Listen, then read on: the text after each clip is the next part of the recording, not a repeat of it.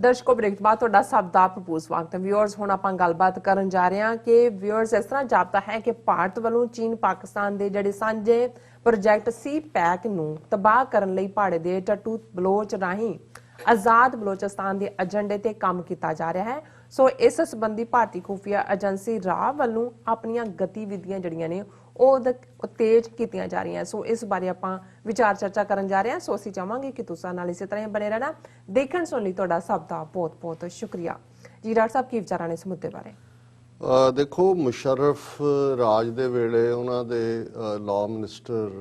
ਅਫਜ਼ਲ ਹੈਦਰ ਸਨ, ਉਹ ਨਿਊਯਾਰਕ 'ਚ ਆਏ। ਅੱਛਾ, ਮੈਨੂੰ ਵੀ ਮਿਲਣ ਦਾ ਇਤਫਾਕ ਹੋਇਆ, ਕੁਝ ਵਕਤ ਉਹਨਾਂ ਦੇ ਨਾਲ ਗੁਜ਼ਾਰਿਆ। ਉਹਨਾਂ ਨੂੰ ਅਸੀਂ ਕੁਝ ਗੈਦਰਿੰਗਸ ਦੇ ਵਿੱਚ ਵੀ ਲੈ ਕੇ ਗਏ ਔਰ ਜਦੋਂ ਖਾਲਿਸਤਾਨ ਦੇ ਮੁੱਦੇ ਤੇ ਗੱਲ ਉਹਨਾਂ ਦੇ ਨਾਲ ਚੱਲ ਰਹੀ ਸੀ ਤੇ ਮੈਂ ਉਹਨਾਂ ਨੂੰ ਕਿਹਾ, ਮੈਂ ਕਿਹਾ ਜੀ ਦੇਖੋ, ਹੁਣ ਤੱਕ ਚਲੋ ਬਹੁਤ ਚੰਗੇ ਜੈਸਚਰ ਨੇ ਪਾਕਿਸਤਾਨ ਦੀ ਹਕੂਮਤ, ਆਵਾਮ, ਸਿੱਖਾਂ ਦੇ ਨਾਲ, ਭਾਵੇਂ ਉੱਥੇ ਮਿਲਟਰੀ ਐਡਮਿਨਿਸਟ੍ਰੇਸ਼ਨ ਹੋਏ ਜਾਂ ਸਿਵਿਲੀਅਨ ਹੋਏ, ਸਿੱਖਾਂ ਪ੍ਰਤੀ ਹਮਦਰਦੀ ਵਾਲਾ, ਪਿਆਰ ਵਾਲਾ ਰਵੱਈਆ ਹੁੰਦਾ। ਪਰ ਹੁਣ ਇਹ ਹੈ ਕਿ ਜੇ ਪਾਕਿਸਤਾਨ ਨੂੰ ਆਪਣੀ ਓਫੈਂਸਿਵ ਡਿਪਲੋਮੇਸੀ ਦੇ ਨਾਲ ਇਸ ਕਿਸਮ ਦੀਆਂ ਨੀਤੀਆਂ ਵੀ ਰੱਖਣੀਆਂ ਚਾਹੀਦੀਆਂ ਕਿ ਖਾਲਿਸਤਾਨ ਦੇ ਮੁੱਦੇ ਦੇ ਉੱਤੇ ਭਾਵੇਂ ਹਿਊਮਨ ਰਾਈਟਸ ਦਾ ਇਸ਼ੂ ਹੀ ਇਸ ਨੂੰ ਪ੍ਰੋਜੈਕਟ ਕਰਕੇ ਇੰਟਰਨੈਸ਼ਨਲ ਹੈਲਪ ਕਰਨੀ ਚਾਹੀਦੀ ਹੈ। ਤਾਂ ਉਹਨਾਂ ਨੇ ਗੱਲ ਬੜੇ ਧਿਆਨ ਨਾਲ ਸੁਣਿਆ ਔਰ ਉਹਨਾਂ ਨੇ ਕਿਹਾ ਕਿ ਵੀ ਮੈਂ ਸਮਝਦਾ ਸਾਰੇ ਤੋਂ ਵਾਕਿਫ ਹਾਂ, ਮੈਂ ਖੁਦ ਵੀ ਇੱਕ ਜ਼ਮਾਨੇ ਦੇ ਵਿੱਚ ਐਕਟਿਵਿਸਟ ਰਿਹਾ, ਪਰ ਜੇ ਅਸੀਂ ਖਾਲਿਸਤਾਨ ਦੇ ਮੁੱਦੇ ਤੇ ਕੋਈ ਪੇਸ਼ਕਦਮੀ ਕੀਤੀ ਤੇ ਭਾਰਤ ਜਿਹੜਾ ਹੈ ਉਹ ਬਲੋਚਿਸਤਾਨ ਦਾ ਮੁੱਦਾ ਚੁੱਕ ਲਏਗਾ। ਅੱਛਾ, ਤੇ ਮੈਂ ਉਹਨਾਂ ਨੂੰ ਕਿਹਾ, ਮੈਂ ਕਿਹਾ ਜੀ ਜਨਾਬ, ਉਹ ਤੁਸੀਂ ਕਰੋ ਜਾਂ ਨਾ ਕਰੋ, ਉਹ ਉਹਨਾਂ ਨੇ ਚੁੱਕਣਾ ਹੀ ਚੁੱਕਣਾ, ਉਹਦੇ ਨਾਲ ਕੋਈ ਫਰਕ ਨਹੀਂ ਪੈਣਾ। ਉਦੋਂ ਅਜੇ ਜਿਹੜਾ ਹੈ ਉਹ ਹਕੂਮਤ ਤਾਂ ਵਾਜਪਾਈ ਦਾ ਦੌਰ ਹੀ ਚੱਲ ਰਿਹਾ ਸੀ। ਸੋ ਕਹਿਣ ਦਾ ਮਤਲਬ ਇਹ ਹੈ ਕਿ ਹੁਣ ਜਦੋਂ ਅਸੀਂ ਦੇਖ ਰਹੇ ਹਾਂ ਕਿ ਇਹਨਾਂ ਸਾਰੇ ਸਾਲਾਂ ਦੇ ਵਿੱਚ, ਖਾਸ ਤੌਰ ਤੇ 2014 ਤੋਂ ਕੀ ਅਨਫੋਲਡ ਹੋਇਆ, ਕਿਵੇਂ ਮੋਦੀ ਨੇ ਲਾਲ ਕਿਲੇ ਦੀ ਫਸੀਲ ਤੋਂ ਐਡਰੈਸ ਕਰਦੇ ਆ ਗਿਲਗਿਤ ਬਲਟਿਸਤਾਨ ਔਰ ਬਲੋਚਿਸਤਾਨ ਦਾ ਜ਼ਿਕਰ ਖੁੱਲ੍ਹੇਆਮ ਕੀਤਾ। ਔਰ ਜਦੋਂ ਬੰਗਲਾਦੇਸ਼ ਗਿਆ ਮੋਦੀ 2014 ਚ ਜਿੱਤਣ ਤੋਂ ਬਾਅਦ, ਉੱਥੇ ਉਹਨੇ ਬੜੇ ਫਖਰ ਨਾਲ ਕਿਹਾ ਕਿ ਭਾਈ ਸਾਨੂੰ ਫਖਰ ਹੈ ਕਿ ਅਸੀਂ ਫੌਜੀ ਤਾਕਤ ਦੀ ਵਰਤੋਂ ਕਰਕੇ ਇਸ ਨੂੰ ਆਜ਼ਾਦ ਦੇਸ਼ ਬਣਾਇਆ। ਸੋ ਉਸ ਤੋਂ ਬਾਅਦ ਤਾਂ ਕੋਈ ਰਹਿ ਨਹੀਂ ਸੀ ਗਿਆ ਕਿ ਭਾਈ ਭੁਲੇਖਾ ਕਿ ਵੀ ਇਹਨਾਂ ਨੇ ਕੀ ਕਰਨਾ। ਫਿਰ ਕੁਲਭੂਸ਼ਣ ਯਾਦਵ ਕਿੰਨੇ ਸਾਲਾਂ ਤੋਂ ਪਾਕਿਸਤਾਨ ਦੇ ਕਾਬੂ 'ਚ ਹੈ, ਜਿਸ ਤੋਂ ਜ਼ਾਹਰ ਹੈ ਕਿ ਭਾਈ ਇਹਨਾਂ ਨੇ ਕਿਸ ਕਿਸਮ ਦੀ ਨੀਤੀ ਉੱਥੇ ਜਿਹੜਾ ਕਿੰਨੇ ਸੇਫ ਹਾਊਸਿਸ, ਕਿੰਨਾ ਨੈਟਵਰਕ, ਕਿਉਂਕਿ ਬਲੋਚਿਸਤਾਨ ਦੀਆਂ ਜਿਹੜੀਆਂ ਹੱਦਾਂ ਨੇ ਉਹ ਈਰਾਨ ਦੇ ਨਾਲ ਵੀ ਲੱਗਦੀਆਂ ਔਰ ਸ਼ੈਤਾਨੀ ਸ਼ਰਾਰਤ ਅਫਗਾਨਿਸਤਾਨ ਵਾਲੇ ਪਾਸਿਓਂ ਵੀ, ਕਿਉਂਕਿ ਕਾਫੀ ਉਹ ਸਪਰੈਡ ਆਊਟ ਹੈ ਔਰ ਆਬਾਦੀ ਘੱਟ ਹੈ, ਸ਼ਾਇਦ 6 ਮਿਲੀਅਨ ਤੋਂ 8 ਮਿਲੀਅਨ ਦੇ ਕਰੀਬ ਉਹਨਾਂ ਦੀ ਸਾਰੀ ਆਬਾਦੀ ਹੈ, ਪਰ ਪਾਕਿਸਤਾਨ ਦਾ ਸਭ ਤੋਂ ਵੱਡਾ ਪ੍ਰੋਵਿੰਸ ਹੈ। ਔਰ ਜਦੋਂ ਜਿੰਨਾ ਇਲਾਕਾ ਖੁੱਲ੍ਹਾ ਡੈਜ਼ਰਟ ਟਾਈਪ ਵੀ ਹੁੰਦਾ ਹੈ, ਉੱਥੇ ਤੁਸੀਂ ਬਹੁਤਾ ਕਲੋਜ਼ਲੀ ਮੋਨੀਟਰ ਵੀ ਨਹੀਂ ਕਰ ਸਕਦੇ, ਆਬਾਦੀਆਂ ਨੂੰ ਤਾਂ ਤੁਸੀਂ ਗਾਰਡ ਕਰ ਸਕਦੇ ਹੋ। ਹੁਣ ਅਸੀਂ ਇਹ ਦੇਖ ਰਹੇ ਹਾਂ ਵੀ ਕਿਵੇਂ ਇਸ ਸਾਰੇ ਪੀਰੀਅਡ 'ਚ, ਹੁਣ ਹਾਲਾਂਕਿ ਸਾਡੇ ਸਾਹਮਣੇ ਉਹ ਡੀਟੇਲ ਰਿਪੋਰਟ ਨਹੀਂ ਹੈ ਉਹਦੇ 'ਚ, ਔਰ ਜਿਹੜੀਆਂ ਏਜੰਸੀਆਂ ਖਾਸ ਤੌਰ ਤੇ ਪਾਕਿਸਤਾਨ ਜਾਂ ਦੂਸਰੇ 'ਚ ਇਸ ਸਾਰੇ ਨੂੰ ਮੋਨੀਟਰ ਕਰਦੀਆਂ ਨੇ, ਕਿ ਜਿਹੜੀ ਰਿਪੋਰਟ ਯੂਰਪੀਅਨ ਯੂਨੀਅਨ ਡਿਸਇਨਫੋ ਲੈਬ ਦੀ ਆਈ ਹੈ, ਜਿਹਦੇ 'ਚ ਹੈ ਕਿ ਭਾਰਤ ਦਾ ਕਿੰਨਾ ਵੱਡਾ ਨੈਟਵਰਕ ਹੈ ਬਾਹਰ ਫੇਕ ਪ੍ਰੋਪੇਗੈਂਡੇ ਲਈ, NGOs ਲਈ, ਉਹਨਾਂ ਨੇ ਕਿਵੇਂ TV ਸਟੇਸ਼ਨ, ਰੇਡੀਓ ਸਟੇਸ਼ਨ, ਕਿਸ ਕਿਸਮ ਦੇ ਫਾਈਨੈਂਸ ਕੀਤੇ ਹੋਏ ਨੇ। ਔਰ ਉਹਦੇ 'ਚ ਜੇ ਇਸ ਨੂੰ, ਕਿਉਂਕਿ ਸਾਡੇ ਸਾਹਮਣੇ ਤਾਂ ਉਹਨਾਂ ਕੀ ਹੈ ਜੋ ਸਾਹਮਣੇ ਆਇਆ, ਉਹਦੇ 'ਚ ਕੋਈ ਨਾਂ ਜਾਂ ਦੂਜੇ ਆਇਡੈਂਟੀਫਾਈ ਨਹੀਂ ਕੀਤੇ ਹੋਏ, ਔਰ ਉਹ ਜ਼ਾਹਰ ਹੈ ਡੀਟੇਲ ਹਕੂਮਤਾਂ ਦੇ ਕੋਲ ਤਾਂ ਹੁੰਦੀਆਂ ਨੇ। ਉਹਦੇ 'ਚੋਂ ਇਹ ਦੇਖਿਆ ਜਾ ਸਕਦਾ ਹੈ ਕਿ ਕਿੰਨੀ ਵੱਡੀ ਫੰਡਿੰਗ ਜਿਹੜੀ ਹੈ ਉਹ ਬਲੋਚਿਸਤਾਨ ਦੀ ਲਹਿਰ ਨੂੰ ਜਿਹੜਾ ਉਹ ਖੜਾ ਕਰਨ ਦੇ ਲਈ, ਇਕੱਲਾ ਉਸ ਲੈਵਲ ਉੱਥੇ ਤਾਂ ਦਹਿਸ਼ਤਗਰਦੀ ਕਰ ਹੀ ਰਹੇ ਨੇ, ਇੰਟਰਨੈਸ਼ਨਲੀ ਉਹਨਾਂ ਨੇ ਕਿੰਨਾ ਵੱਡਾ ਨੈਟਵਰਕ ਬਣਾਇਆ। ਔਰ ਜਿਹੜੀ ਖਬਰ ਕਰਕੇ, ਹਾਲਾਂ ਜਦੋਂ ਮੈਂ ਖਬਰ ਦੇਖੀ, ਮੈਂ ਇਸ ਬਾਰੇ ਹੋਰ ਜਾਣਕਾਰੀ ਚਾਹੁੰਦਾ ਸੀ, ਇਸ ਲਈ ਮੈਂ ਇਹਨੂੰ ਡਿਸਕਸ ਨਹੀਂ ਸੀ ਕੀਤਾ, ਲੇਕਿਨ ਮੇਰਾ ਮੱਥਾ ਇਹ ਜ਼ਰੂਰ ਠਣਕਿਆ ਸੀ ਕਿ ਵੀ ਇਹ ਜਦੋਂ ਕਿ ਹੁਣ ਇੱਕ ਪਾਸੇ ਮੋਦੀ ਹਕੂਮਤ ਫਸੀ ਹੋਈ ਹੈ, ਸਿੱਖਾਂ ਨੇ ਦਿੱਲੀ ਘੇਰੀ, ਜਿਵੇਂ ਆਮ ਅੱਜ ਕੱਲ੍ਹ ਫੋਕ ਸੌਂਗਸ 'ਚ ਹੈ, ਔਰ 6-7 ਲੱਖ ਲੋਕ ਬੈਠੇ ਨੇ ਜਿਨ੍ਹਾਂ 'ਚ ਮੈਜੋਰਿਟੀ ਸਿੱਖ ਨੇ। ਇੰਟਰਨੈਸ਼ਨਲੀ ਇਹਨਾਂ ਦਾ ਜਿਉਂ ਹੀ ਟਰੰਪ ਦਾ ਜਾਣਾ ਹੋਇਆ ਔਰ ਚਾਈਨਾ ਦਾ ਉਹ ਬਾਹਰ ਹੁਣ ਤਾਂ ਇਹਨਾਂ ਦੀ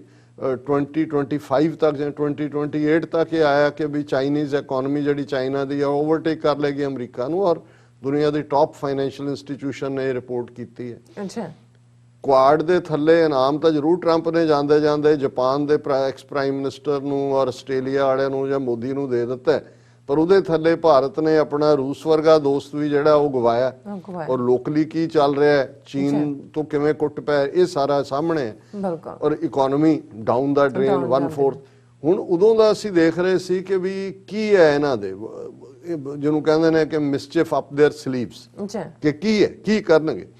ਔਰ ਇਹ ਜਦੋਂ ਪਿਛਲੇ ਕੁਝ ਪੀਰੀਅਡ ਦੇ ਵਿੱਚ ਕੁਝ ਘਟਨਾਵਾਂ ਬਲੋਚਿਸਤਾਨ ਦੇ ਹਵਾਲੇ ਨਾਲ, ਔਰ ਜਿਹੜੀ ਖਬਰ ਨੇ ਈਵਨ ਕਿਉਂਕਿ ਜਦੋਂ ਅਸੀਂ ਕੈਨੇਡਾ ਅਮਰੀਕਾ 'ਚ ਕੁਝ ਵਾਪਰਦਾ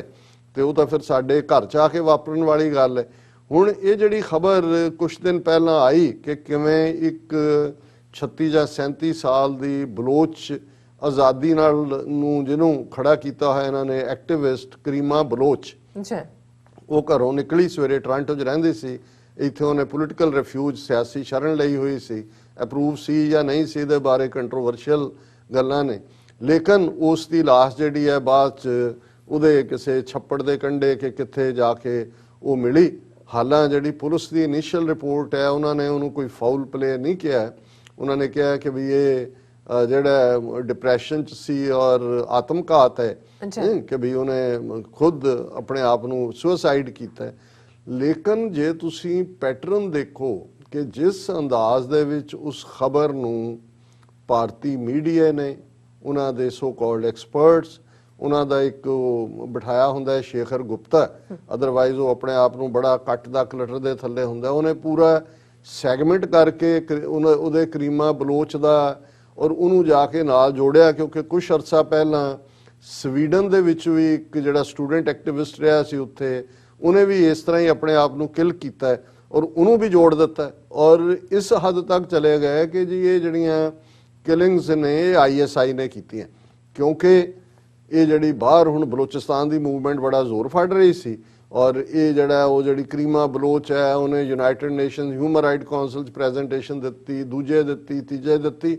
ਉਸ ਕਹਾਣੀ ਨੂੰ ਬਣਾ ਕੇ ਉੱਥੇ ਉਹਨਾਂ ਦੀਆਂ ਵੱਡੀਆਂ ਵੱਡੀਆਂ ਪੈਨਲ ਡਿਸਕਸ਼ਨਸ ਮੀਡੀਆ ਦੇ ਉੱਤੇ, ਔਰ ਇਸ ਨੂੰ ਇਸ ਅੰਦਾਜ਼ ਪੇਸ਼ ਕੀਤਾ ਕਿ, ਔਰ ਉਹ ਕਹਿ ਰਿਹਾ ਕਿ ਇਹ ਜੇ ISI ਨੇ ਦੀ ਤਾਂ ਉਹਦੀ ਆਊਟਰੀਚ ਹੀ ਇੰਨੀ ਹੋ ਗਈ ਹੈ ਕਿ ਜੇ ਹੁਣ ਕੈਨੇਡਾ 'ਚ ਕਰ ਸਕਦੇ ਨੇ, ਸਵੀਡਨ 'ਚ ਕਰ ਸਕਦੇ ਨੇ, ਇਹਦਾ ਮਤਲਬ ਹੈ ਵੀ ਕੋਈ ਵੀ ਜਿਹੜਾ ਉੱਥੋਂ ਜਿਹੜਾ ਨਿਕਲ ਵੀ ਆਏਗਾ ਉਹ ਵੀ ਸੇਫ। ਹੁਣ ਬਹੁਤ ਵਾਰ ਜਿਵੇਂ ਮੈਂ ਅਮਰੀਕਨਾਂ ਦਾ ਇੱਕ ਐਕਸਪ੍ਰੈਸ਼ਨ ਯੂਜ਼ ਕਰਦਾ ਹੁੰਦਾ, ਉਹਨੂੰ ਡਕ ਟੈਸਟ ਕਹਿੰਦੇ ਨੇ, ਕਿ what looks like a duck, quacks like a duck, walks like a duck is a duck, ਕਿ ਵੀ ਜਿਹੜਾ ਉਹਦੀ ਸ਼ਕਲ ਹੈ, ਤੋਰ ਹੈ, ਉਹਦੀ ਬੋਲੀ ਹੈ, ਉਹ ਹੈ। ਹੁਣ ਜੇ ਤੁਸੀਂ ਰॉ ਦਾ ਆਪਣਾ ਨੈਟਵਰਕ ਦੇਖੋ, ਹੁਣ ਸਿੱਖ ਹੋਣ ਦੇ ਨਾਤੇ, ਸਿੱਖ ਐਕਟਿਵਿਸਟ ਹੋਣ ਦੇ ਨਾਤੇ ਮੈਂ ਦੇਖ ਸਕਦਾ ਵੀ ਇਹਨਾਂ ਨੇ ਵੇ ਬੈਕ ਜੂਨ 84 ਦਾ ਘੱਲੂਘਾਰਾ ਕਰਨ ਤੋਂ ਪਹਿਲਾਂ ਇਹਨਾਂ ਨੇ ਪਲਾਨ ਕੀਤਾ ਸੀ ਕਿ ਕੀ ਕਰਨਾ ਹੈ, ਪਰ ਉਹਦਾ ਰਿਐਕਸ਼ਨ ਕੀ ਹੋਏਗਾ ਉਹਨੂੰ ਵੀ ਉਹਨਾਂ ਨੇ ਉਹਦੇ ਤੇ ਕੰਮ ਕੀਤਾ ਸੀ। ਜਿਹੜਾ 에ਅਰ ਇੰਡੀਆ ਡਿਜ਼ਾਸਟਰ ਜਿਹੜਾ ਸਿੱਖਾਂ ਦੇ ਖਾਤੇ 'ਚ ਪਾਇਆ ਗਿਆ, ਖਾਲਿਸਤਾਨੀ ਐਕਟਿਵਿਸਟ ਦਾ ਜਹਾਜ਼ ਜਿਹਦੇ 'ਚ 130 ਦੇ ਕਰੀਬ ਮੁਸਾਫਰ ਮਰੇ 2 ਜਹਾਜ਼ਾਂ 'ਚ, ਉਹ ਇੰਡੀਅਨ ਇੰਟੈਲੀਜੈਂਸ ਰॉ ਦਾ ਆਪਰੇਸ਼ਨ, ਔਰ ਈਵਨ ਕੈਨੇਡਾ ਦੇ 2 ਪ੍ਰੋਮੀਨੈਂਟ ਜਰਨਲਿਸਟ ਗਲੋਬ ਐਂਡ ਮੇਲ ਔਰ ਟੋਰਾਂਟੋ ਸਟਾਰ ਦੇ ਜਿਹੜੇ ਨੇ, ਉਹਨਾਂ ਦੀ ਕਿਤਾਬ ਸੌਫਟ ਟਾਰਗੇਟ, ਉਹਦੇ 'ਚ ਉਹਨਾਂ ਨੇ ਵਿਦ ਐਵੀਡੈਂਸ ਦਿੱਤਾ ਵੀ ਇਹ ਕਿਵੇਂ, ਉਹਨੇ ਕਿਹਾ ਜੀ ਇਹਦਾ ਸੁਰਾਗ ਲੱਭਣਾ ਹੈ ਤੇ take a truck load, you can take truck load of evidence and people from High Commission in Ottawa and Indian Consulate in Vancouver. ਸੋ ਜੇ ਉਹਨਾਂ ਨੇ ਅੱਜ ਤੋਂ ਅੰਦਾਜ਼ਾ ਲਾਓ 35 ਸਾਲ ਪਹਿਲਾਂ, 36 ਸਾਲ ਪਹਿਲਾਂ ਇਹ ਕੀਤਾ ਸੀ ਵੀ ਇੱਕਦਮ ਜਦੋਂ ਹਮਲਾ ਹੋਏਗਾ ਦਰਬਾਰ ਸਾਹਿਬ ਤੇ ਇੰਟਰਨੈਸ਼ਨਲੀ ਸਿੱਖ ਖੜੇ ਹੋਣਗੇ, ਔਰ ਜੇ ਉਹਨਾਂ ਨੂੰ ਬਦਨਾਮ ਕਰਨਾ ਹੈ ਤੇ ਦਹਿਸ਼ਤਗਰਦੀ ਕਰਵਾਓ, ਜਹਾਜ਼ ਧਮਾਕੇ ਕਰਾ ਕੇ ਉਹਨਾਂ ਦੇ ਖਾਤੇ 'ਚ ਪਾ ਦਿੱਤਾ। ਹੁਣ ਉਹਨਾਂ ਨੂੰ ਇਹ ਲੱਗਦਾ ਹੈ, ਔਰ ਇਹਦੇ 'ਚ ਕਿਉਂਕਿ ਕੱਲਾ ਇੰਡੀਆ ਨਹੀਂ, ਮੈਂ ਹੁਣ ਕਹਿਣਾ ਨਹੀਂ ਚਾਹੁੰਦਾ ਵੀ ਕੌਣ ਕੌਣ ਉਹਦੇ 'ਚ ਹੋਰ ਇੰਟਰਨੈਸ਼ਨਲੀ, ਬਲੋਚਿਸਤਾਨ 'ਚ ਐਸਾ ਕੀ ਹੈ ਉਸ ਡੈਜ਼ਰਟ 'ਚੋਂ ਜਾ ਕੇ ਇਹਨਾਂ ਨੇ ਕੀ ਕੱਢਣਾ, ਕਿਉਂਕਿ one belt one road initiative, China Pakistan economical corridor, 380-390 billion dollar ਦੀ ਇਨਵੈਸਟਮੈਂਟ ਉਸ ਦੇ ਉੱਤੇ ਚਾਈਨਾ ਦੀ, ਔਰ ਗਵਾਦਰ ਪੋਰਟ ਜਿਹੜੀ ਸੈਂਟਰ ਹੈ। ਔਰ ਇਸ ਗੱਲ ਦਾ ਧਿਆਨ ਰਹੇ ਕਿ ਈਵਨ ਗਵਾਦਰ ਜਿਹੜੀ ਆ ਉਹ ਕੋਈ ਬਲੋਚਿਸਤਾਨ ਦਾ ਹਿੱਸਾ ਤਾਂ ਨਹੀਂ ਸੀ, ਉਹ ਪਾਕਿਸਤਾਨ ਨੇ 50s ਦੇ ਵਿੱਚ ਓਮਾਨ ਤੋਂ ਖਰੀਦੀ। ਲੇਕਿਨ ਔਰ ਮੈਂ ਇਹ ਨਹੀਂ ਕਹਿੰਦਾ ਕਿ ਬਈ ਉਹਨਾਂ ਦੇ ਕੋਈ ਇਸ਼ੂ ਨਹੀਂ ਹੋ ਸਕਦੇ, ਅਸੀਂ ਇਹ ਗੱਲ ਈਵਨ ਪਾਕਿਸਤਾਨ ਦੇ ਸੁਪਰੀਮ ਕੋਰਟ ਨੇ ਵੀ ਕਹੀ ਹੈ ਕਿ ਭਾਈ ਜਿਹੜੀਆਂ ਹਿਊਮਨ ਰਾਈਟਸ ਵਾਇਓਲੇਸ਼ਨਸ ਨੇ ਜਾਂ ਦੂਸਰੇ ਨੇ ਉਹਨੂੰ ਚੈੱਕ ਕਰੋ। ਔਰ ਲੋਕਾਂ ਦੇ ਜਿਹੜੇ ਵੀ ਹਕੂਕ ਬਣਦੇ ਨੇ ਉਹਨਾਂ ਦਾ, ਜੇ ਉਹਨਾਂ ਦਾ ਫੀਅਰ ਹੈ ਕਿ ਭਾਈ ਉਹਨਾਂ ਨੂੰ ਇਕਨੋਮਿਕਲ ਪ੍ਰੋਸਪੈਰਿਟੀ ਚੋਂ ਹਿੱਸਾ ਨਹੀਂ ਮਿਲ ਰਿਹਾ ਜਾਂ ਦੂਸਰਾ, ਦੇ should be taken care of. ਅਸੀਂ ਜਦੋਂ ਆਪਣੇ ਹੱਕਾਂ ਲਈ ਲੜ ਰਹੇ ਹਾਂ ਤੇ ਅਸੀਂ ਸਿਰਫ ਇਹ ਨਹੀਂ ਹੈ, ਲੇਕਿਨ ਤੁਸੀਂ ਉਸ ਇੰਡੀਆ ਦਾ ਹਾਲ ਦੇਖੋ ਜਿਹਨੇ ਜੰਮੂ ਕਸ਼ਮੀਰ ਦਾ ਕੀ ਹਾਲ ਕਰ ਦਿੱਤਾ ਹੈ, ਜਿਹਨੇ ਸਿੱਖਾਂ ਦਾ ਕੀ ਹਾਲ ਕੀਤਾ ਹੈ, ਨਾਰਥ ਈਸਟ ਦੀਆਂ ਇਹਨਾਂ ਦੀਆਂ ਨੀਤੀਆਂ ਕੀ ਨੇ। ਹੁਣ ਛੱਜ ਤਾਂ ਬੋਲੇ, ਛਾਨਣੀ ਕੀ ਬੋਲੇ, ਜਿਹਦੇ ਚ 100 ਜੇ ਕਸ਼ਮੀਰ ਦੇ ਜਾਂ ਫਾਰਮਰਸ ਇਸ਼ੂ ਤੇ ਜੇ ਜਸਟਿਨ ਟਰੂਡੋ ਕੁਝ ਕਹਿੰਦਾ, ਕਹਿੰਦੇ ਸਾਡਾ ਅੰਦਰੂਨੀ ਮਾਮਲਾ ਹੈ, ਉਹ ਤੁਹਾਨੂੰ ਤੁਹਾਡਾ ਪ੍ਰਾਈਮ ਮਿਨਿਸਟਰ, ਔਰ ਇਸ ਗੱਲ ਦਾ ਧਿਆਨ ਰਹੇ ਕਿ ਇਹ ਬੀਬੀ ਕਰੀਮਾ ਬਲੋਚ ਜਿਹਦਾ ਇਹ ਦੁਖਦ ਅੰਤ ਹੋਇਆ, ਇਹ ਜਦੋਂ ਇੱਥੇ ਆਈ ਹੈ ਕੈਨੇਡਾ 'ਚ, ਉਸ ਤੋਂ ਬਾਅਦ ਉਹਨੇ ਇੱਕ ਚਿੱਠੀ ਲਿਖੀ ਮੋਦੀ ਨੂੰ, ਜਿਹਦਾ ਬੜਾ ਚਰਚਾ ਇੰਡੀਅਨ ਮੀਡੀਆ ਨੇ ਕਿ ਤੂੰ ਮੇਰਾ ਰਾਖੀ ਭਰਾ ਹੈ, ਰਾਖੀ ਭੇਜੀ ਕਿ ਮੇਰੇ ਤੇ ਬਹੁਤ ਹੋ ਰਿਹਾ ਸਾਡੇ ਲੋਕਾਂ ਤੇ, ਔਰ ਤੂੰ ਆਵਾਜ਼। ਔਰ ਉਹਨੇ ਵੀ, ਉਹ ਭਰਾ ਜਿਹੜਾ ਉੱਥੇ ਲੱਖਾਂ ਮੁਸਲਮਾਨਾਂ ਦੇ ਜਾਣ ਦਾ ਖਾਊ ਬਣਿਆ ਹੋਇਆ, ਉਹਨੇ ਵੀ ਜਿਹੜਾ ਆਪਣੇ ਉਸ 'ਚ ਮੈਂਸ਼ਨ ਕਰਕੇ, ਮਤਲਬ ਜ਼ਾਹਰ ਇਹ ਹੈ ਕਿ ਜੇ ਤੁਸੀਂ ਜਿਹਨੂੰ ਕਹਿੰਦੇ ਨੇ ਵੀ ਟੂ ਮੱਚ ਐਵੀਡੈਂਸ, ਸਾਰਾ ਉਹਨੂੰ ਜੋੜਦੇ ਜਾਓ ਤਾਂ ਤੁਹਾਨੂੰ ਸਮਝ ਆਏਗੀ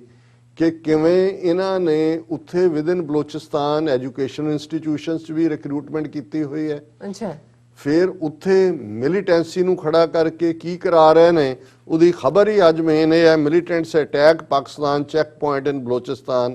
ਕਿਲਿੰਗ 7 ਸੋਲਜਰਸ। ਅਟੈਕ ਫੋਲੋਜ਼ ਕਿ ਵੀ ਇਹ ਸਾਰੇ ਤੋਂ ਪਹਿਲਾਂ ਕੋਈ ਵਾਕਿਆ ਹੋਇਆ ਔਰ ਅੱਜ ਉਹਨਾਂ ਨੇ ਜਿਹੜਾ ਅਟੈਕ ਕਰਕੇ ਪੂਰੀ ਚੈੱਕ ਪੋਸਟ ਦੇ ਉੱਤੇ, ਜਿਨ੍ਹਾਂ 'ਚ ਫਰੰਟੀਅਰ ਕਾਰਪਸ ਦੀ ਆਊਟਪੋਸਟ ਸੀ, ਇਹ ਹਰਨਾਈ ਰੀਜਨ ਹੈ, ਉਸ ਦੇ ਵਿੱਚ ਜਿਹੜਾ ਐਕਸਚੇਂਜ ਆ ਫਾਇਰ ਹੋਇਆ ਔਰ ਇਹਦੇ 'ਚ ਜਿਹੜੇ ਨੇ 7 ਪਾਕਿਸਤਾਨੀ ਸੋਲਜਰ ਮਾਰੇ ਗਏ। ਹੁਣ ਉੱਥੇ ਤਾਂ ਇਹਨਾਂ ਨੇ ਬਰਾਬਰ ਉਹ ਖੌਫ ਪੈਦਾ ਕਿ ਉਸ ਤੋਂ ਪਹਿਲਾਂ ਵੀ ਕਰਾਚੀ ਚਾਈਨੀਜ਼ ਕੌਂਸੂਲੇਟ ਤੇ, ਕਿਉਂਕਿ ਇਹ ਹੁਣ ਪ੍ਰੋਜੈਕਟ ਟੂਗੈਦਰ ਹੈ ਚਾਈਨਾ ਪਾਕਿਸਤਾਨ ਇਕਨੋਮਿਕਲ ਕੋਰੀਡੋਰ ਦੇ ਉੱਤੇ ਹੀ ਅੱਗੋਂ ਜਿਹੜਾ ਉਹ one belt one road initiative ਖੜਾ ਹੈ। ਔਰ ਇਧਰ ਬਾਹਰ ਨੈਗੇਟ ਕਰਨ ਦੇ ਲਈ ਉਹਨਾਂ ਨੇ ਜ਼ਾਹਰ ਹੈ, ਉਹਨਾਂ ਨੂੰ ਉਹ ਸਵੀਡਨ ਵਾਲਾ ਹੋਏ ਜਾਂ ਇੱਥੋਂ ਵਾਲਾ ਹੋਏ, ਉਹ ਵੈਦਰ ਡਿਪਰੈਸ਼ਨ 'ਚ ਮਰੇ ਨੇ ਜਾਂ ਇੰਡੀਅਨ ਏਜੰਸੀਆਂ ਦੀ ਕਾਰਗੁਜ਼ਾਰੀ ਹੈ। ਕਿਉਂਕਿ ਜਦੋਂ ਤੁਸੀਂ, ਔਰ ਮੈਂ ਤਾਂ ਹੀ ਇਹ ਕਿਹਾ ਕਿ ਵੀ ਜਦੋਂ ਯੂਰਪੀਅਨ ਯੂਨੀਅਨ ਡਿਸਇਨਫੋ ਲੈਬ ਦੀ ਰਿਪੋਰਟ ਨੂੰ ਜੇ ਘੋਖਿਆ ਜਾਏ ਤੇ ਇਹ ਗੱਲ ਸਾਹਮਣੇ ਆਏਗੀ ਕਿ ਇਸ ਕਿਸਮ ਦੇ ਕਿੰਨੇ ਲੋਕ ਰਾਹ ਨੇ ਆਪਣੀ ਪੇਰੋਲ ਤੇ ਪਾਏ ਹੋਏ ਨੇ, ਉਹਨਾਂ ਤੋਂ ਕੀ ਕੰਮ ਲਿਆ ਜਾ ਰਿਹਾ। ਤੇ ਕਈ ਵਾਰ ਇਹ ਵੀ ਹੁੰਦਾ ਹੈ ਕਿ ਵੀ ਜਿਨ੍ਹਾਂ ਨੂੰ ਤੁਸੀਂ ਰਿਕਰੂਟ ਕੀਤਾ ਹੁੰਦਾ ਹੈ, ਉਹ ਜੇ ਤੁਹਾਡੇ ਮਨਸ਼ਾ ਮੁਤਾਬਕ ਕੰਮ ਨਾ ਕਰਨ ਜਾਂ ਤੁਹਾਨੂੰ ਡਰ ਹੋਏ ਕਿ ਵੀ ਇਹ ਮੂੰਹ ਖੋਲ ਸਕਦੇ ਨੇ, ਫਿਰ ਉਹਨਾਂ ਨੂੰ ਚੁੱਪ ਵੀ ਕਰਾ ਦਿੱਤਾ ਜਾਂਦਾ ਹੈ। ਔਰ ਇਸ ਮਾਮਲੇ 'ਚ ਜਿਹੜੀ ਇੰਡੀਅਨ ਰਾਜ ਦਾ ਗੁਰੂ ਹੈ ਉਹ KGB ਹੈ। ਹੁਣ KGB ਨੇ ਕਿਵੇਂ ਇੱਕ ਡਾਈਸੈਂਟਰ ਨੂੰ, ਜਿਹਨੂੰ ਅੰਡਰਵੀਅਰ ਪੋਇਜ਼ਨ ਦੇ ਨਾਂ ਥੱਲੇ ਜਿਹੜਾ ਕੇਸ ਡਿਸਕਸ ਹੋ ਰਿਹਾ, ਉਹ ਤਾਂ ਸਰਵਾਈਵ ਕਰ ਗਿਆ ਕਿਉਂਕਿ ਫਰਾਂਸ ਦੇ ਹਸਪੀਟਲ 'ਚ ਆ ਗਿਆ। ਅਦਰਵਾਈਜ਼ ਇਹ ਇਹਨਾਂ ਕੰਮਾਂ ਦੇ ਤਾਂ ਮਾਸਟਰ ਨੇ ਰਸ਼ੀਅਨਸ। ਇਹ ਕੰਮ ਇੱਕ KGB ਇਹੀ ਕੁਝ ਕਰਦੀ ਰਹੀ। ਇਹ ਰਾਹ ਕਿੱਥੋਂ ਤੱਕ ਜਾ ਕੇ ਕੀ ਨਹੀਂ ਕਰ ਸਕਦੀ, ਜ਼ਾਹਰ ਹੈ ਵੀ ਇਹਨਾਂ ਦੇ ਆਪਰੇਸ਼ਨ ਕਿਸ ਲੈਵਲ ਦੇ ਨੇ ਕਿ ਜੇ 85 ਦੇ ਵਿੱਚ ਜਦੋਂ ਇਹਨਾਂ ਨੇ ਕੀਤਾ, ਭਾਵੇਂ ਕੈਨੇਡੀਅਨ ਗਵਰਨਮੈਂਟ ਨੇ ਓਪਨਲੀ ਨਹੀਂ ਕਿਹਾ, ਪਰ ਜਿਹੜਾ ਇੰਚਾਰਜ ਸੀ ਇਹਨਾਂ ਦਾ ਉਹਨੂੰ ਪਰਸੋਨਾ ਨਾਨ ਗ੍ਰੇਟਾ ਬਣਾ ਕੇ ਕੱਢਤਾ ਸੀ ਕੈਨੇਡਾ 'ਚੋਂ। ਹੁਣ ਇਹ ਵਾਕਿਆ ਵੀ ਕੈਨੇਡਾ 'ਚ ਹੋ ਰਿਹਾ। ਹੁਣ ਇਸ ਸਾਰੇ ਨੂੰ ਬਜਾਏ ਕਿ ਇਸ ਦੇ ਉੱਤੇ ਕੰਮ ਕੀਤਾ ਜਾਏ, ਜਾਂ ਹਾਲਾਂ ਪੁਲਿਸ ਨੇ ਜੋ ਪਹਿਲੀ ਰਿਪੋਰਟ ਦਿੱਤੀ ਉਸ ਦੇ ਵਿੱਚ ਉਹਨਾਂ ਨੇ ਕਿਹਾ ਕਿ ਵੀ ਇਹ ਜਿਹੜਾ ਸੁਸਾਈਡ ਹੈ, ਕੋਈ ਇਹਦੇ 'ਚ ਫਾਊਲ ਪਲੇ ਨਹੀਂ ਹੈ। ਲੇਕਿਨ ਇਹਨਾਂ ਨੇ ਇੱਕ ਪਾਸਿਓਂ ਇਹ ਡਿਮਾਂਡ ਸ਼ੁਰੂ ਕਰਵਾ ਦਿੱਤੀ, ਜਿਹੜੇ ਉਹਨਾਂ ਦੇ ਆਪਣੇ ਅੱਗੋਂ ਏਜੰਟ ਨੇ, Baloch activist appeal to Trudeau for investigation into death of Karima Baloch, ਕਿ ਜੀ ਇਨਵੈਸਟੀਗੇਟ ਕਰੋ ਕਿ ਵੀ ਇਹ ਕਿਵੇਂ ਕਰੀਮਾ ਬਲੋਚ ਮਾਰੀ ਗਈ। ਔਰ ਉਹਦੇ ਨਾਲ ਨਾਲ ਜੇ ਤੁਸੀਂ ਭਾਰਤ ਦਾ ਇਕੱਲਾ ਰਾਈਟ ਵਿੰਗਰ ਮੀਡੀਆ ਨੇ, ਹੁਣ ਜਿਹੜੀ ਉਹ ਕੰਗਨਾ ਰਣੌਤ ਹੈ, ਉਸ ਬਾਰੇ ਕੌਣ ਨਹੀਂ ਜਾਣਦਾ ਵੀ ਉਹਦੇ ਮੋਦੀ ਨਾਲ ਜਾਂ ਰਾਹ ਨਾਲ ਜਾਂ ਉਹਨਾਂ ਦੀਆਂ ਏਜੰਸੀਆਂ ਨਾਲ ਕੀ ਸੰਬੰਧ ਨੇ। ਔਰ ਉਹਨੇ ਟਵੀਟ ਕੀਤਾ ਜਦੋਂ ਇਹ ਮਾਰੀ ਜਾਂਦੀ ਹੈ ਕਰੀਮਾ ਬਲੋਚ ਖੁਦ, ਉਹ ਕਹਿੰਦੀ ਹੈ what a shameful day Justin Trudeau, you are answerable for this. ਫਿਰ ਉਹ ਥੱਲੇ ਕਹਿੰਦੀ ਹੈ inferno. Justin Trudeau is nothing but an ISI / Khalistani agent ruling over Canada. और कंगना रनौत कह रही है what a shameful day Justin Trudeau you are answerable for this. देखो ਹੁਣ ਉਹਨਾਂ ਨੂੰ ਅੱਗੇ ਤਾਂ ਚਲੋ ਖਾਲਿਸਤਾਨੀ ਬਣਾਇਆ ਹੋਇਆ ਸੀ ਜਸਟਿਨ ਟਰੂਡੋ ਨੂੰ ISI ਵੀ ਬਣਾਤਾ ਔਰ ਇਹ ਇਸ ਲੈਵਲ ਦੇ ਉੱਤੇ ਜਾ ਕੇ ਔਰ ਇਹਦੇ ਤੇ ਸਾਡੇ ਵੀਰ ਗੁਰਪ੍ਰੀਤ ਸਿੰਘ ਨੇ ਜਿਹੜੇ ਸਟ੍ਰੇਟ ਨਾਂ ਦਾ ਦੀ ਪਬਲੀਕੇਸ਼ਨ ਹੈ ਉਹਦੇ ਐਡੀਟੋਰੀਅਲ ਬੋਰਡ ਕਮੈਂਟਰੀ ਵੀ ਹੁੰਦੀ ਹੈ ਉਹਨਾਂ ਦੀ ਔਰ ਉਹਦੇ 'ਚ ਉਹਨਾਂ ਨੇ ਇੱਕ ਪੂਰਾ ਆਰਟੀਕਲ ਇਹਦੇ ਤੇ ਲਿਖਿਆ ਹੈ Karima Baloch death exposes the double speak of Modi apologist. ਉਹਨਾਂ ਨੇ ਕਿਹਾ ਵੀ ਇੱਕ ਪਾਸੇ ਜਦੋਂ ਕਸ਼ਮੀਰ ਦਾ ਜਾਂ ਸਿੱਖਾਂ ਦਾ ਮੁੱਦਾ ਹੁੰਦਾ ਹੈ ਜਾਂ Sikhs for justice the referendum 2020 ਦਾ ਮੁੱਦਾ ਹੈ ਉਹਦੇ 'ਚ ਤਾਂ ਨਾਸਾਂ 'ਚ ਧੂਆਂ ਦਿੱਤਾ ਹੁੰਦਾ ਕੈਨੇਡੀਅਨ ਗਵਰਨਮੈਂਟ ਦੇ ਇੰਡੀਅਨਸ ਨੇ ਜਾਂ ਉਹਨਾਂ ਦੀ ਗਵਰਨਮੈਂਟ ਅਦਾਰਿਆਂ ਨੇ ਕਿ ਜੀ ਇਹ ਇਹਨਾਂ ਨੂੰ ਰੋਕੋ ਇਹ ਸਾਡੇ ਮਾਮਲਿਆਂ 'ਚ ਦਖਲਅੰਦਾਜ਼ੀ ਹੈ। ਉਹਨਾਂ ਨੇ ਕਿਹਾ ਕਿ ਵੀ ਇਹ ਜਿਹੜੀ ਹੁਣ ਜਦੋਂ ਹੁੰਦਾ ਹੈ ਜਦੋਂ ਬਲੋਚਿਸਤਾਨ ਜਾਂ ਦੂਸਰਾ ਉਦੋਂ ਇਹਨਾਂ ਨੂੰ ਸ਼ਰਮ ਨਹੀਂ ਆਉਂਦੀ ਵੀ ਇਹ ਕਿਸੇ ਕੰਟਰੀ ਦੇ ਇੰਟਰਨਲ ਅਫੇਅਰ 'ਚ ਕਰ ਰਹੇ ਨੇ ਔਰ ਉਹਦੇ 'ਚ ਬਿਲਕੁਲ ਕਲੀਅਰਲੀ ਹੈ ਕਿ while police have ruled out any foul play activist supporting Balochistani people of this they are asking for in-depth inquiry. A section of Indian media owing allegiance to ruling right-wing Hindu nationalist Bharatiya Janata Party government led by Modi has gone to the extent of describing her death as a murder.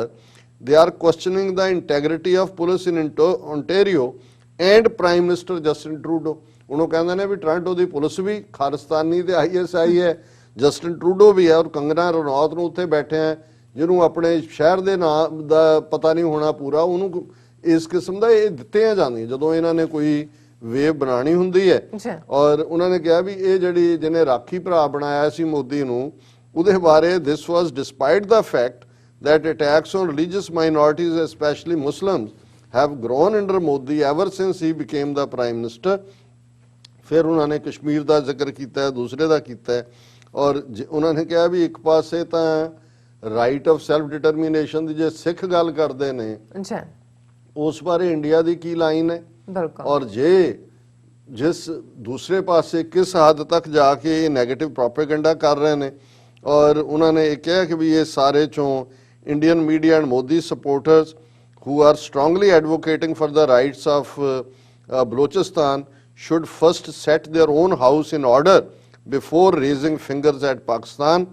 As long as minorities are not safe in India, people of Kashmir are not treated with respect, India has no moral right to question anything happening anywhere. ਕਿ ਵੀ ਤੁਸੀਂ ਕਿਹੜਾ ਇਖਲਾਕੀ ਹੱਕ ਰੱਖਦੇ ਹੋ ਬੋਲਣ ਦਾ ਜਦੋਂ ਤੁਹਾਡੀ ਆਪਣੀ ਔਕਾਤ ਕੀ ਹੈ ਔਰ ਗੱਲ ਸਿਰਫ ਇਹ ਨਹੀਂ ਹੈ ਕਿ ਇੱਕ ਲੈਵਲ ਤੇ ਉਹਨਾਂ ਨੇ ਪ੍ਰੋਪੇਗੈਂਡਾ ਕੀਤਾ ਹੈ ਈਵਨ ਵਿਦਨ ਸ਼ਾਇਦ ਪਾਕਿਸਤਾਨ ਦਾ ਹੀ ਹੈ ਜਿਹਦੇ ਚ ਉਹਨਾਂ ਨੇ ਇਹ ਖਬਰ ਵੀ ਲਵਾਈ ਕਿ ਜੀ ਇਹ ਜਿਹੜਾ ਹੁਣ ਚੀਨ ਨੇ ਪਾਕਿਸਤਾਨ ਨੂੰ ਜਿਹੜਾ ਲੋਨ ਦੇਣਾ ਸੀ ਉਹਦੇ ਲਈ ਉਹਨਾਂ ਨੇ ਐਕਸਟਰਾ ਗਾਰੰਟੀਜ਼ ਮੰਗ ਲਈਆਂ ਉਹਨਾਂ ਨੂੰ ਇਤਬਾਰ ਨਹੀਂ ਹੈ ਕਿ ਪਾਕਿਸਤਾਨ ਉਹ ਵਾਪਸ ਕਰ ਸਕੇਗਾ ਔਰ ਇਸ ਹੱਦ ਤੱਕ ਇਹ ਪ੍ਰਚਾਰਿਆ ਗਿਆ ਕਿ ਅੱਜ ਚਾਈਨਾ ਦੇ ਫੋਰਨ ਮਿਨਿਸਟਰੀ ਦੇ ਸਪੋਕਸਪਰਸਨ ਝਾਓ ਲਿਜ਼ਾਨ ਨੇ ਇਹਨੂੰ ਕਾਊਂਟਰ ਕੀਤਾ ਉਹਨੇ ਕਿਹਾ ਕਿ these reports are simply baseless as an important pilot project of BRI CPEC has maintained positive momentum of development since its inception in 2013 amid the COVID-19 epidemic there is no stop of the construction no job cut no withdrawal of workforce of the CPEC project which effectively supports Pakistan in fighting the epidemic and stabilizing the economy। उन्होंने कहा कि जी ये बिल्कुल गलत है कोई additional इस किस्म का नहीं है उन्होंने कहा कि foreign ministry denied it had sought the additional guarantees and said CPEC projects were on track despite the pandemic। so उन्होंने बड़ा clearly ये कहा कि भाई ये misinformation है ਹੁਣ ਇਹੀ ਇੰਡੀਅਨ ਮੀਡੀਆ ਨੇ ਵੀ ਉਹਨੂੰ ਪੂਰਾ ਉਭਾਰਿਆ ਕਿ ਜੀ ਇਹ ਦੇਖੋ ਇਹ ਤਾਂ ਇੰਨੀ ਵੱਡੀ ਮੂਵਮੈਂਟ ਔਰ ਹੁਣ ਤਾਂ ਇੰਟਰਨੈਸ਼ਨਲ ਅਸੈਸੀਨੇਸ਼ਨਸ ISI ਕਰਨ ਲੱਗ ਗਈ ਤੇ CPEC ਆ ਔਰ ਇਹਦੇ 'ਚ ਕੋਈ ਸ਼ੱਕ ਨਹੀਂ ਹੈ ਇਹ ਵੀ ਜਿਹੜਾ ਅਟੈਕ ਜਿਹਦੇ 'ਚ 7 ਫੌਜੀ ਮਾਰੇ ਗਏ ਨੇ ਇਹਨਾਂ ਦੀਆਂ ਏਜੰਸੀਆਂ ਦਾ ਸੋ ਅਸੀਂ ਮੈਂ ਜਿੱਥੋਂ ਗੱਲ ਸ਼ੁਰੂ ਕੀਤੀ ਸੀ ਅਫਸਲ ਹੈਦਰ ਸਾਹਿਬ ਦੇ ਉਸ ਬਿਆਨ ਤੋਂ ਕਿ ਇਹ ਗੱਲ ਮੁਸ਼ਰਫ ਦੇ ਜ਼ਮਾਨੇ ਦੀ ਹੈ। ਮੈਨੂੰ ਤਾਂ ਹੁਣ ਸਾਲ ਵੀ ਯਾਦ ਨਹੀਂ ਹੈ, ਉਸ ਤੋਂ ਬਾਅਦ ਕਿੰਨੀਆਂ ਹਕੂਮਤਾਂ ਉੱਥੇ ਆਈਆਂ ਗਈਆਂ। ਜੇ ਈਵਨ 18 ਸਾਲ 19 ਸਾਲ ਪਹਿਲੇ ਇਹ ਗੱਲ ਸੀ ਸਮਝ ਆ ਜਾਏ ਅੱਜ ਵੀ, ਮੈਂ ਸਮਝਦਾ ਵੀ ਮੈਂ ਇਹੀ ਕਹਿਣਾ ਚਾਹੁੰਦਾ। ਔਰ ਅਸੀਂ ਦੇਖਾਂਗੇ ਅਗਲੇ ਸੈਗਮੈਂਟਸ ਕਿ ਈਵਨ ਤਿੱਬਤ ਪਾਲਿਸੀ ਕਿਵੇਂ ਚੇਂਜ ਹੋਈ ਹੈ ਅਮਰੀਕਾ ਦੀ, ਕਿ ਇਹ ਹੁਣ ਓਪਰਚੁਨਿਟੀ ਹੈ। ਜੇ ਇੱਕ ਬਫਰ ਸਟੇਟ ਖਾਲਿਸਤਾਨ ਦੀ ਕਾਇਮੀ ਹੀ